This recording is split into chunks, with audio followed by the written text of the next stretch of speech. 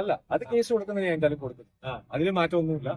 അതിന്റെ document prepare ചെയ്തുകൊണ്ടിരിക്കുക. ഞാനിപ്പോ ഫസ്റ്റ് ഷെഡ്യൂൾ കഴിഞ്ഞ് വന്നതേ ഉള്ളൂ.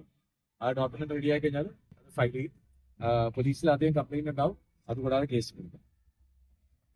കാരണം ഈ എന്തും എഴുതാം എന്നുള്ള ആ ഒരു തോന്നിയവാസം നമ്മൾ പ്രൊമോട്ട് ചെയ്യുന്ന പോലെ ആവും മിണ്ടാതിരുന്നു കഴിഞ്ഞാൽ.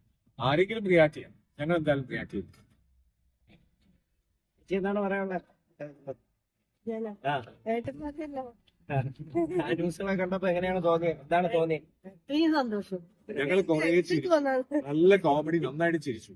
കാരണം ഞങ്ങൾ ഹാപ്പി ആയിട്ട് ഞങ്ങൾ ട്രാവൽ ചെയ്ത് നിൽക്കുമ്പോഴാണ് ഞങ്ങൾ ഡിവോഴ്സ് കഴിഞ്ഞു, അടിച്ച് പിരിച്ചു എന്നൊക്കെ പറഞ്ഞ് എന്തെല്ലാം ഈ എഴുതുന്ന മെസ്സേജ് അയച്ചു, നിങ്ങളുടെ പിരിഞ്ഞ എന്താണ് സത്യാവസ്ഥ എന്നൊക്കെ ചോദിച്ചിട്ട് ഞാൻ ആ ന്യൂസ് ഒന്ന് പോസ്റ്റ് ചെയ്യാൻ പറ്റുള്ളൂ. അത് ഞാൻ കണ്ടിട്ടില്ല. ഒരാൾ പറഞ്ഞിട്ടാണ് ഞാൻ അറിയുന്നത്.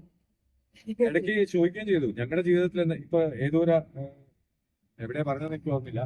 ചോദിച്ചപ്പോൾ ഞാൻ പറയുകയും ചെയ്തു ഞങ്ങളുടെ ജീവിതം എങ്ങനെ പോകുന്നു എന്ന് ചോദിച്ചു കഴിഞ്ഞാൽ അത് യൂട്യൂബുകാർക്കല്ലേ അറിയും.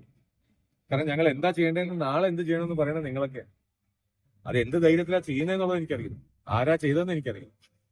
പക്ഷെ കൊള്ളാം. അത് ഒരു ചാനല് തന്നെ. ഞാൻ കഫേ വൈബ് എന്ന് പറഞ്ഞൊരു ചാനലിനെ കുറിച്ച് ഞാൻ പറഞ്ഞിരുന്നു. ഇത് ടോക്ക് ഫ്ലിക്സ് എന്ന് പറഞ്ഞിട്ടൊരു ചാനലാണ്. റിപ്പോർട്ട് ചെയ്തിട്ടുണ്ട്, കൂടാതെ കംപ്ലൈന്റ്സും കൊടുത്തിട്ടുണ്ട്. പല ആൾക്കാരും റിപ്പോർട്ട് ചെയ്യുന്നുണ്ട്. ഇത് കൂടാതെ കേസും കൊടുത്തു. കുട്ടികളൊക്കെ അവിടെ പോയി? വീട്ടിൽ